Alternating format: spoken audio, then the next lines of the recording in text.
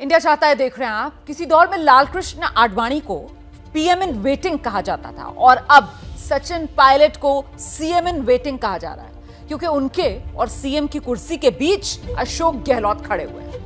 अब राजस्थान में गांधी परिवार का पायलट प्रोजेक्ट चल नहीं पा रहा है, लेकिन इधर पीएम मोदी ने आज से अपने राजस्थान प्रोजेक्ट की शुरुआत कर दी है।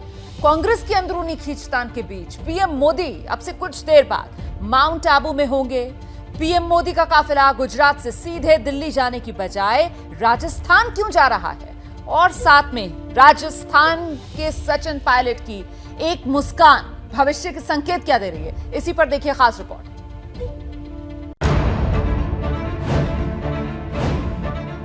मेहनत कर 2023 का विधानसभा चुनाव उसके लिए हमको मिलकर काम करना पड़ेगा।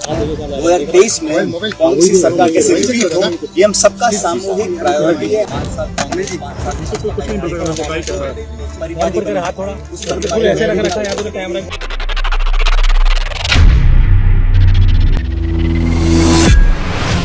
प्रण और प्रतिष्ठा सब कुछ दांव पर लगाने के बावजूद CM in waiting Sachin Pilot का नंबर नहीं आ रहा। गहलोत है कि उन्हें कुर्सी दे नहीं रहे। बगावत के बाद लगा था कि खेल पलटेगा, लेकिन माफीनामे के दाव से गहलोत ने 10 जनपद से आने वाली कयामत को काबू में कर लिया और उसी पत्ते से पायलट पिछली बार की तरह एक बार फिर कसक के साथ लौटे। राजस्थान के संदर्भ में मैं समझता हूँ सकारात्मक जो निर्णय लेने होंगे वो कांग्रेस पार्टी ही लेंगे, और मुझे पूरा यकीन है कि हम लोग अगले 12-13 महीने में खूब मेहनत कर दोबारा कांग्रेस की सरकार बनाएगी। बयान की रस्म अदायगी के बाद जब सचिन पायलट ने 10 जनपद से विदा ली तो उनके चेहरे पर आई इस मुस्कान को पढ़िए।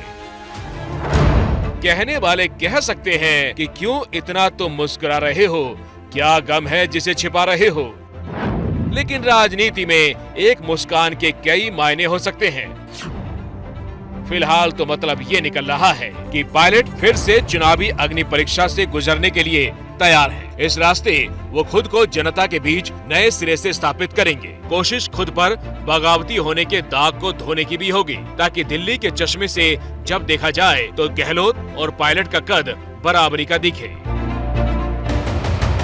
यानी राजस्थान चुनावों में कांग्रेस एक दल दो मुखिया के तौर पर लड़ेगी और इसका असर कार्यकर्ताओं पर अभी से दिखने लगा है।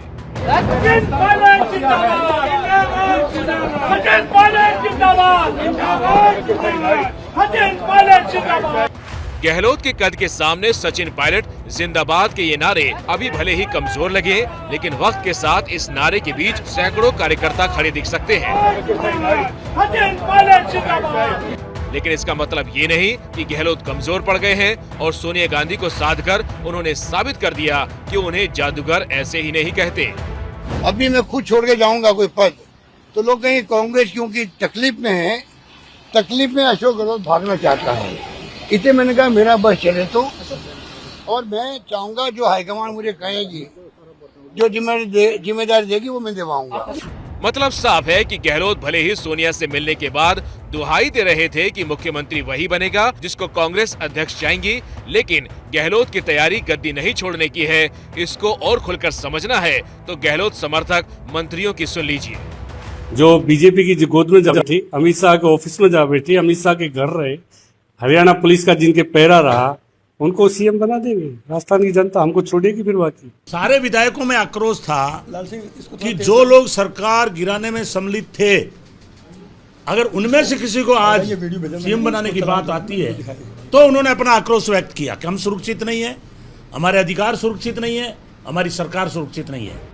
अगले चुनाव तक सीएम की कुर्सी के लिए फिर से खिचपिच ना हो, इसका रास्ता भी गहलोत ने आज न सिर्फ बंद कर दिया बल्कि एक तीर से दो शिकार किए हैं। खड़गे का प्रस्तावक बनकर राजस्थान की जनता को मैसेज दे दिया कि वो गांधी परिवार के ही नहीं बल्कि संभावित कांग्रेस अध्यक्ष के भी करीबी हैं। दूसरा ये कि खड़गे और अजय माकन ने बतौर पर्यवेक्षक गहलोत समर्थक पर जो नाराजगी जाहिर की थी उसका कोई वजूद नहीं रह गया। मैं समझता हूँ कि सही उन्होंने निर्णय किया खड़े होने का, और इस वर्तमान स्थिति के अंदर उनके निर्णय के मैं स्वागत करता हूँ। वहाँ पर जो घटना हुई थी राजस्थान के अंदर किसी कारण से हो गई हो, इसलिए मैंने कल कांग्रेस प्रेसिडेंट को कहा आई एम वेरी सॉरी कि मेरे खुद के बारे में लोग क्या सोचते होंगे। इस उठापटक में मौज बीजेपी की है। राजस्थान में गहलोत गुट जीते या पायलट प्रोजेक्ट ना चले, लेकिन पीएम मोदी प्रोजेक्ट राजस्थान पर लग गए हैं। 2 दिनों तक गुजरात को मथने के बाद पीएम मोदी अब से कुछ देर में माउंट आबू में होंगे, जहां वो जनसभा को संबोधित करेंगे। पीएम की अगुवाई में पार्टी ने 50,000 समर्थकों की फौज को माउंट आबू में इकट्ठा किया है। क्या मजबूरी है मेरी, बताइए। मैं अभी आपको बताती हूँ कि मैंने ओए होए होए होए नमकीन के चटकारे लेते हुए टकटकी मार के डिबेट शो को पॉज रिपीट कर करके देख रहे हैं जोगिंदर जी। इनकी तरह आप भी देखें अपनी फेवरेट डिबेट्स को रिपीट कर और डाउनलोड कीजिए एबीपी लाइव ऐप अपने स्मार्ट टीवी पर।